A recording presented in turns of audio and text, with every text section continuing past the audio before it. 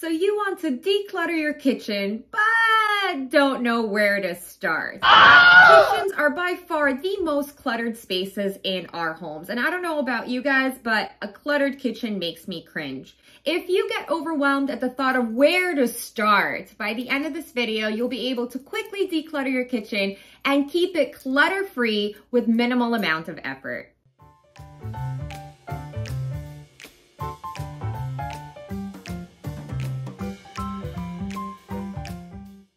Hi, I'm Margo, and I am always looking for quick ways to declutter my kitchen. And ever since I started implementing these tips, my kitchen remains clutter-free, for the most part. If you are a working mama and you want to successfully manage work, life, and mommyhood, subscribe to my channel, hit that notification bell so you don't miss any of my weekly videos. We spend so much time in our kitchen, and clutter not only slows us down, but tends to cause us some stress and increase our anxiety.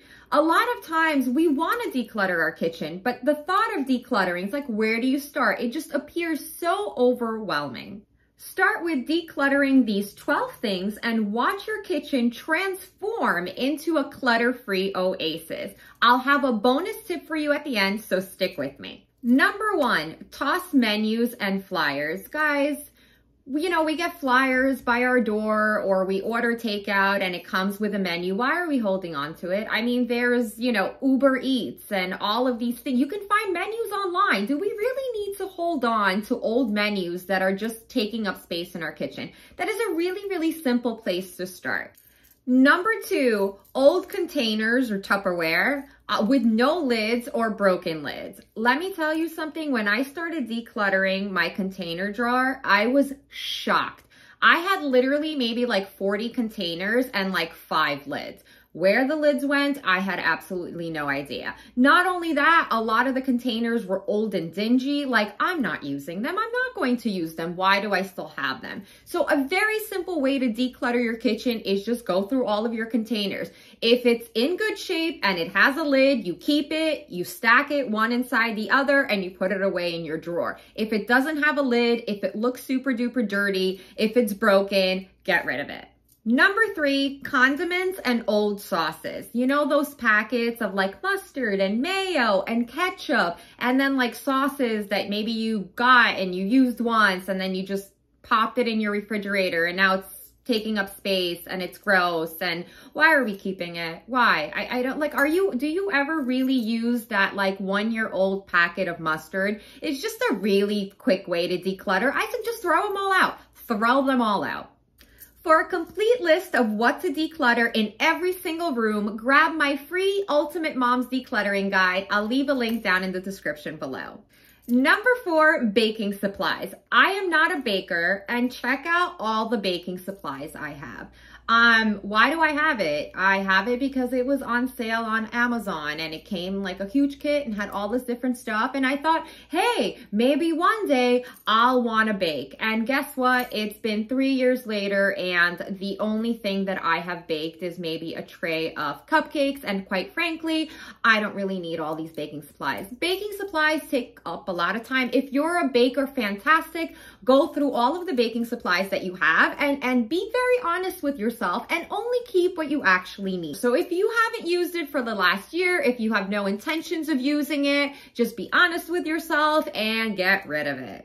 Number 5, herbs and spices. We should be getting rid of these every 6 to 12 months. And the honest truth, if you're using them, they're probably not going to last 6 months because you're probably going to use it up in a month or 2 or 3. So if you have random spices in your cabinets that are taking up space and they're like full and dingy and kind of like all stuck together where, you try to shake them and nothing moves. If you haven't used them, get rid of them. Worst case scenario, you can always stop by the Dollar Tree or you can stop by Trader Joe's. And if you need a spice for maybe a brand new meal that you decided to cook, you can always stop by and pick it up. But again, it takes up valuable real estate in your kitchen cabinet, so get rid of them.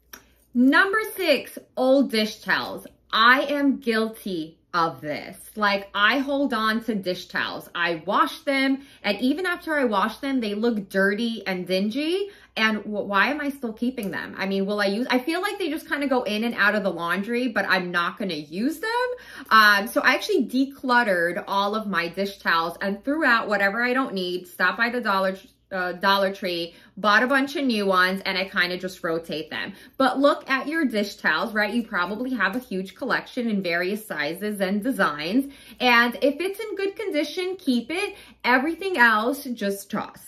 If you are getting value from this video, show me some love by tapping that like button and let me know what item in your kitchen do you have a lot of. Leave a comment down below. Number 7, expired food in the pantry. We all have it, whether you have a pantry or just a designated drawer or a bin. We all have a bunch of either snacks or food that's either expired or we're never going to eat, or maybe we tried it and we're like, it's not that good. And then we decided, oh, maybe if I run out of things, I will probably eat it. Guess what? You never eat it. You never eat it. What I do is once a month, I go through our bin and I get rid of all of the stuff that's either expired or, you know, things that I'm just not going to eat. The other benefit of going through sort of that drawer or your pantry and kind of going through things is a lot of times you end up buying 2 or 3 or 4 of the same thing because your pantry is so unorganized that you actually are not sure what you have. I've had that. I came home and I was like, oh, okay. You know, I'm putting my, blueberry bars into the pantry and I'm like, oh my God, lo and behold, behind all of these other snacks, I have like 3 boxes of blueberry bars. So make it a habit to go through your pantry and get rid of what you don't need, but also take inventory of what you do have. Number 8, declutter your freezer.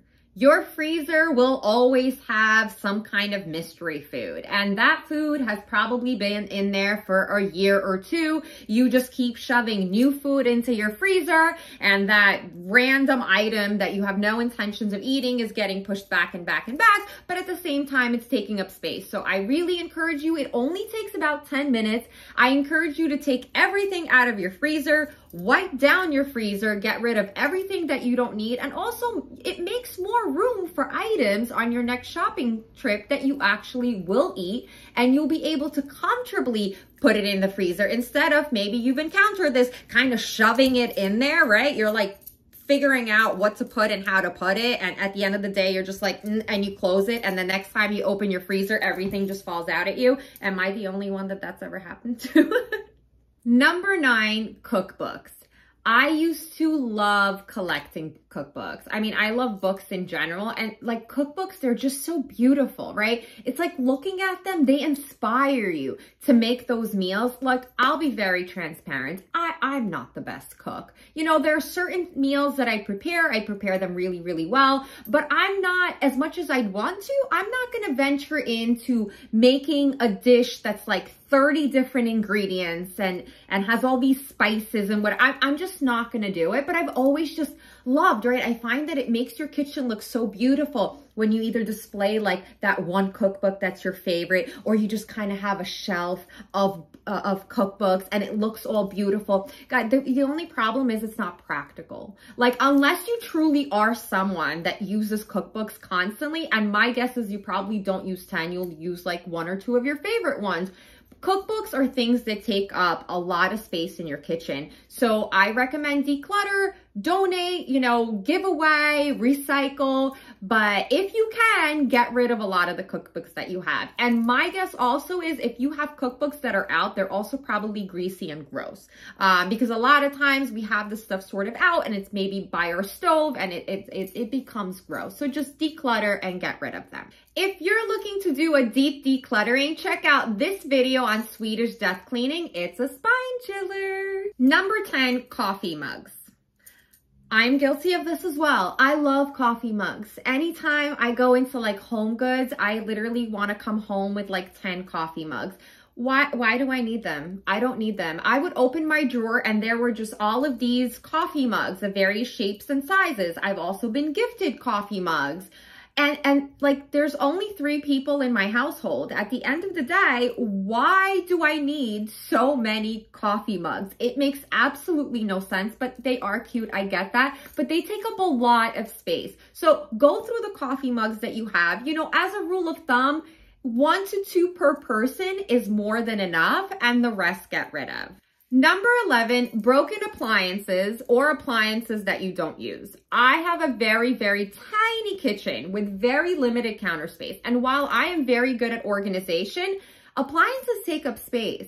Broken appliances that you don't actually even need. Why are we holding on to them? Are we magically assuming that one day they will function and turn on? Also, you know, maybe we were gifted a particular appliance like a blender, right? And you're like, I don't know, it kind of makes sense having a blender in the home, but do you blend anything? Do you? Because I have a blender. I don't blend anything. Like, I really just don't blend anything. Why do I have this enormous blender? It's just because it's like, okay, well, a blender should be part of a kitchen. Yes, maybe if you have space for it. I do not. I also don't use the blender. So it's time to get rid of it. So review your broken appliances and be true to yourself and honest with yourself about appliances that you're not using and get rid of them. Number 12, cutlery and napkins from takeout. So I order a decent amount of takeout, right? Particularly sushi.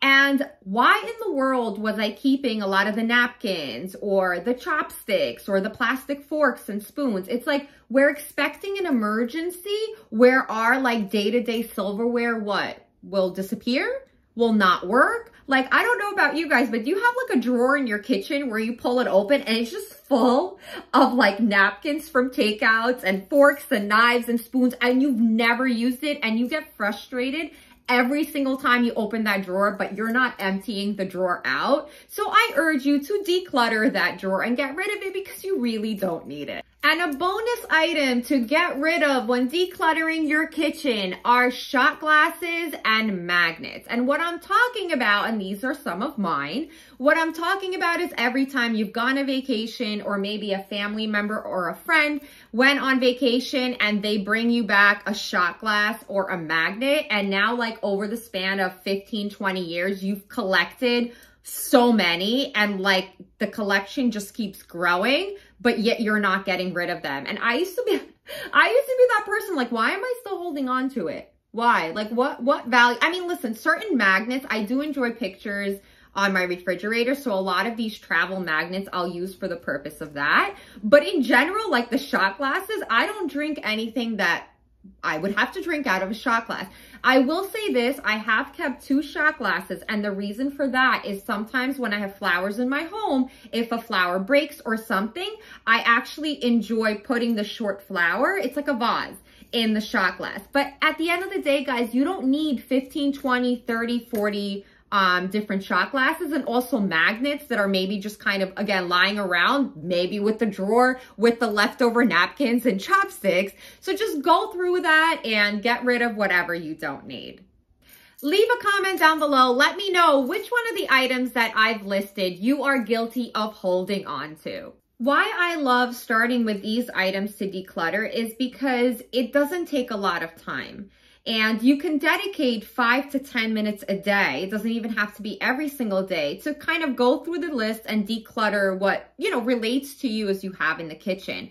It doesn't need to be an overwhelming process, but by decluttering a lot of these things, while it doesn't take a very, very long time, the impact is actually quite substantial. If you found this video helpful, subscribe to my channel, hit that like button, and don't forget to hit the notification bell so you don't miss any of my weekly videos. Thank you so much for watching, and always remember to be good to yourselves.